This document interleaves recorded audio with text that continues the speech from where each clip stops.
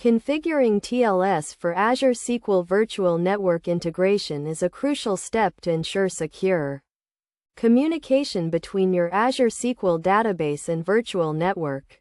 In this guide, we will walk you through the process step by step. First, it is essential to understand the key concepts involved.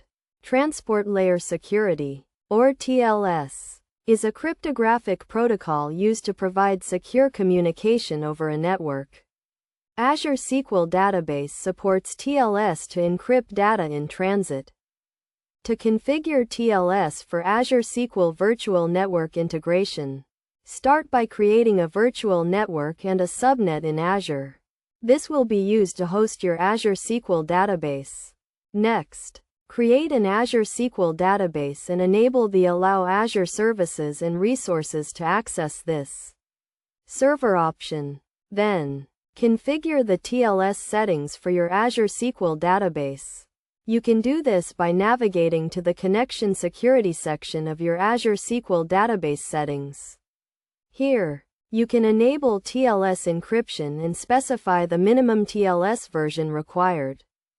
It is recommended to use the latest version of TLS, currently TLS 1.2, to ensure the highest level of security. You can also specify the cipher suite to use for encryption. After configuring TLS, you need to configure your virtual network to allow outbound traffic to Azure SQL database. You can do this by creating a network security group and adding an outbound security rule. Finally, test your configuration to ensure that TLS encryption is working correctly. You can use tools like OpenSSL to verify the TLS connection.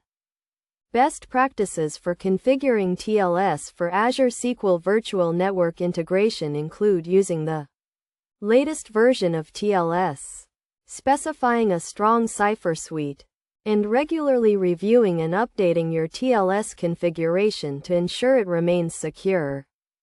In conclusion, configuring TLS for Azure SQL Virtual Network integration is a critical step to ensure the security of your data. By following these steps and best practices, you can ensure that your Azure SQL database and virtual network are securely connected using TLS encryption.